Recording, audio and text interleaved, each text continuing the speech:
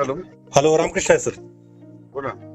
Sir, माऊली अग्रोन मध्ये आपलं सरसे स्वागत. आपल्याला महाराष्ट्राचा ह्या 4-5 दिवसांचा पावसाचा अंदाज द्या की.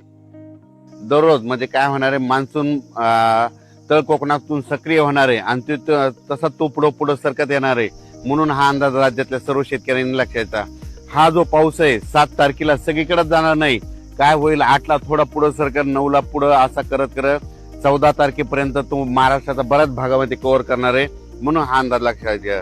पण आज 7 तारखेला मात्र सगळ्या राज्यभर पसरणार नाही.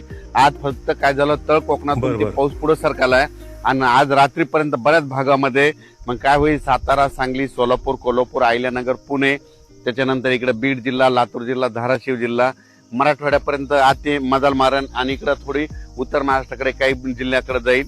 म्हणून हे अंदाज लक्षात येतात. सर, हा पाऊस कोणकोणत्या भागामध्ये व्याप्त होईल, व्याप्ती त्याची कुठे कुठे असेल, त्याविषयी सविस्तर सांगा. पण आजपासून सगळी संपूर्ण महाराष्ट्रभर जाणार नाही. 7 पासून ते 14 तारखेपर्यंत दररोज वेगवेगळ्या भागात दररोज काय होईल, पुढे सरकत तो मान्सून प्रवास करणार आहे. म्हणून हा अंदाज लक्षात येतात. सर, पावसाची व्याप्ती आपल्या महाराष्ट्रामध्ये कोणकोणत्या भागामध्ये वाढत जाईल आणि तो कसा पसरेल याविषयी जरा सविस्तर माहिती द्या. काल देखील म्हणजे काल 6 जूनला देखील आमच्या परभणी जिल्ह्यामध्ये शेलू तालुका, मानवत तालुका, परभणी जिल्ह्यामध्ये मानवत ह्या भागामध्ये इतकं वादळी वाऱ्यानं शेतकऱ्याचं अतोनात नुकसान केलं. लाईटचे ट्रान्सफॉर्म उपटून पडले, त्याच्यानंतर सोलार उपटून पडले. म्हणजे इतकं वारं भयानक होतं की खूप मध्ये पाऊस पडला. आणि हे आमच्या इथली ही कसुरा नदी आहे, या कसुरा नदीला यात पाणी देखील आलं. इतका पाऊस झाला म्हणून हे देखील तुम्हाला सांगू इच्छितो.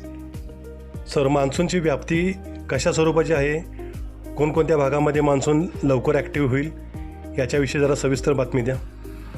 राज्यात सर्व शेतकऱ्याला सांगू इच्छितो, पेरणी करताना शेतामध्ये जायचं, जमिनीमध्ये ईदभर ओल असेल तरच पेरणीचा निर्णय घ्या. नसता 4 बोट ओल असेल, 6 बोट असेल तर पेरणी करू नका. म्हणून हे देखील सर्व शेतकऱ्यांना लक्ष द्यायचं.